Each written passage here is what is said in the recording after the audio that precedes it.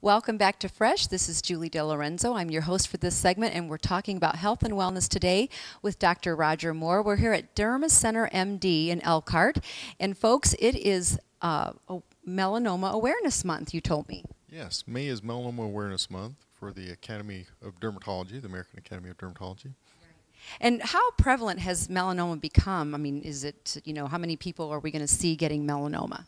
It's definitely increased over the last 30 to 40 years to the point that 1 in 58 people now have melanoma over the course of their lifetime. So it's pretty important to watch for. And, for me, I know that I'm a melanoma survivor, I guess is a good way to describe it. I've had a couple of bouts with pre-melanoma. I'm a very freckly person. What would someone look at and say, gee, is this really worth going to the doctor and looking at it? What are some signs that they might want to look for? We definitely want to watch for any new or changing skin growth, especially moles that are new or changing. After your teenage years, you really shouldn't get a whole lot of new moles or growth. So if you're starting to get something new, you definitely want to have us take a look, or at least have your primary care doctor take a look.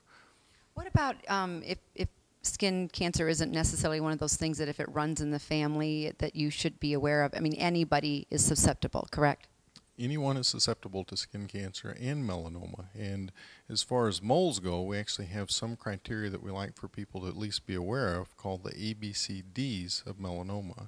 And if you have a mole and it looks asymmetrical, that's your A. B is border irregularity. If the borders are a little bit jagged or uneven, you probably want to have some concern. C is color, for color variegation or different colored moles. D is diameter. If it's bigger than the size of a pencil eraser, we want to have a little bit of concern for it. And then E is evolution. So if you have something that's changing, you ought to have it evaluated and looked at. Are skin types one more worrisome than another? Definitely. People who are more fair-skinned, freckle easily, sunburn easily, red hair, blonde hair, and blue-eyed people definitely have a higher risk of having skin cancer and melanoma. However, anyone can develop melanoma at any age, actually. Right. Well, I think I fell into all those categories: red hair, fair-skinned. Well, it's summertime is just around the corner. We're already into the month of May, and let's talk about prevention and sunscreen and UV rays versus the other type of rays. So give me a little bit of an overview or education on that. You bet. The sun actually gives off two rays it gives off multiple rays, but the two that we think are most important for the skin are UVA, which penetrate deep into the skin. They cause wrinkles, pigmentation, suppress your immune system, and UVB. UVB is the one that damages the outermost layer of the skin called the epidermis. Those two rays lead to most of the basal cell and squamous cell skin cancers, which are the sun-induced skin cancers, although sun can also play a role in melanoma. So we like to protect ourselves the best we can from those type of rays. The easiest way to do that is actually to avoid the sun.